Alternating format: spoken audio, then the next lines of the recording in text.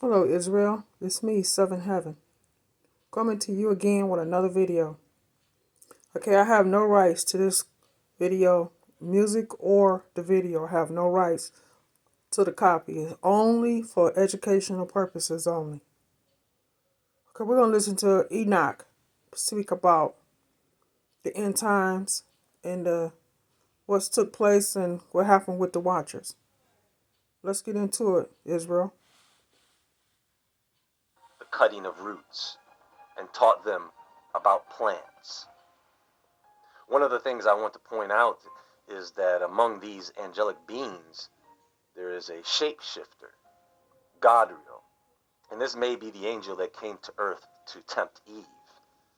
He may have sexually seduced her, which would give him first-hand knowledge of how to mate with women, right? That knowledge would then be taught to other angels so that they could change form and do the same. And this is how the knowledge of these ancient technologies began to spread, because they spread that information among themselves first, then to man, showing their wives how to use symbols and herbs for incantations, how to take plants and use them for medicines, potions. Asbiel was another one giving counsel to other angels on how to be evil, basically luring and convincing them to hook up with women. And the women became pregnant and gave birth to great giants, whose height were 300 cubits. These giants consumed the produce of all the people until the people detested feeding them. The giants turned against the people in order to eat them, and they began to sin against birds, wild beasts, reptiles, and fish. And their flesh was devoured, the one by the other, and they drank blood. And then the earth brought an accusation against the oppressors. And Azazel taught the people the art of making swords and knives and shields and breastplates.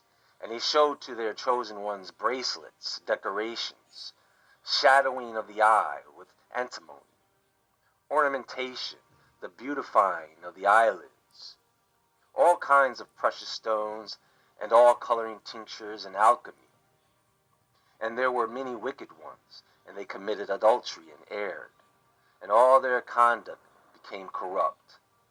Amasraf taught incantation and the cutting of roots, and Amaros the resolving of incantations, and Baraquel astrology, and Kokarel the knowledge of the signs, and Tamel taught the seeing of the stars, and Azdarel taught the course of the moon, as well as the deception of man. And the people cried, and their voice reached into heaven.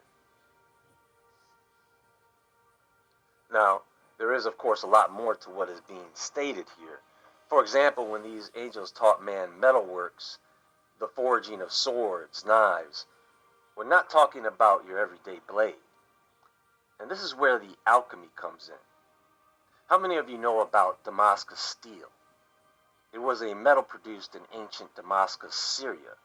This type of steel usually has a distinctive flowing pattern, strong, shatterproof, and sharp.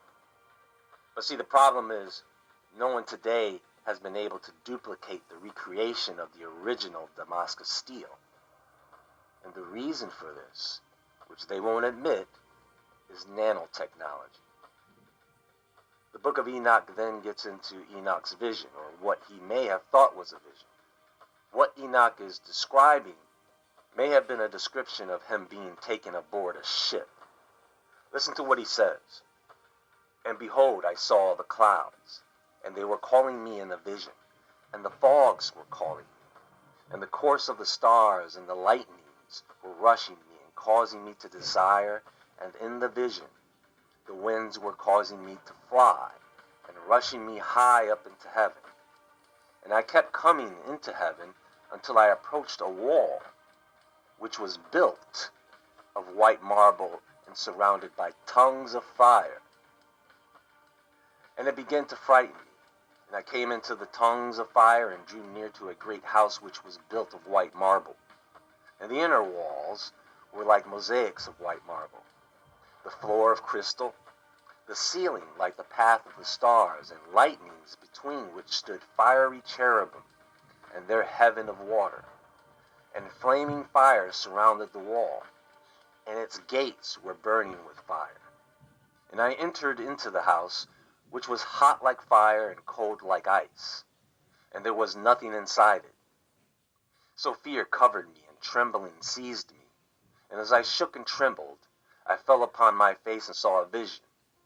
And behold, there was an opening before me, and a second house which is greater than the former, and everything was built with tongues of fire. And in every respect it excelled the other, in glory and great honor, to the extent that it is impossible for me to recount to you concerning its glory and greatness. As for its floor, it was a fire, and above it was lightning and the path of the stars. And as for the ceiling, it was flaming fire. And I observed and saw inside it a lofty throne. Its appearance was like crystal, and its wheels like the shining sun. And I heard the voice of the cherubim, and from beneath the throne were issuing streams of flaming fire. See, the thing is, folks, confirming that this was a spacecraft would be easy. You know you're special, don't you? Use the power that's rightly yours. But they took that out of the Bible. There is, however, another section in the book of Enoch that does tell of Enoch traveling in a flying vehicle to what are known as the Metal Mountains. After those days, in the same place where I'd seen all the secret visions, having been carried off in a wind vehicle and taken to the west, my eyes saw there the secret things of heaven and the future things. There were there a mountain of iron, a mountain of copper, a mountain of silver, a mountain of gold, a mountain of colored metal, and a mountain of lead. And I asked the angel who was going with me, saying, "What are these things which I have seen in secret?" And he said to me, "All these things which you have seen happen by the authority of his Messiah, so that he may give orders and be praised upon the earth." Then this angel of peace answered, saying to me, "Wait a little, and all the secret things which encircle the Lord of the spirits will be revealed unto you.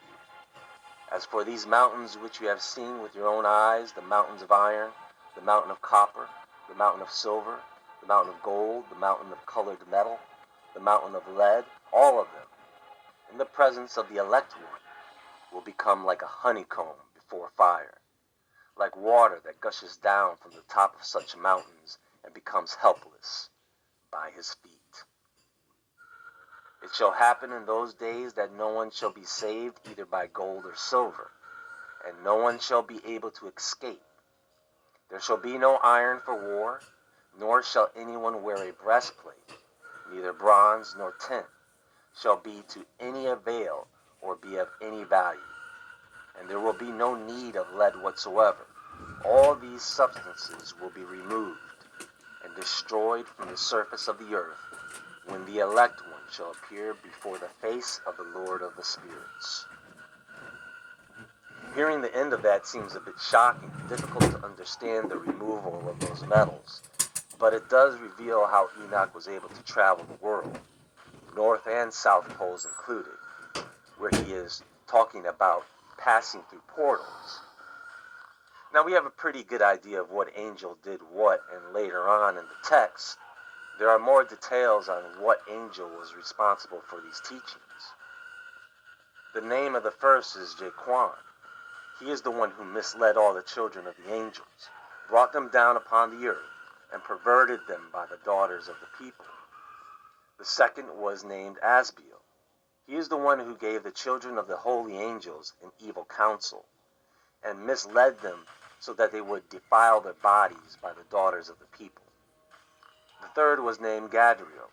This one is he who showed the children of the people all the blows of death, who misled Eve, who showed the children of the people how to make the instruments of death, such as the shield, the breastplate, and the sword for warfare, and all the other instruments of death to the children of the people.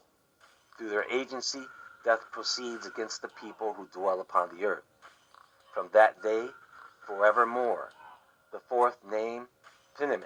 This one demonstrated to the children of the people the bitter and the sweet, and revealed to them all the secrets of their wisdom. Furthermore, he caused the people to penetrate the secret of writing and the use of ink and paper.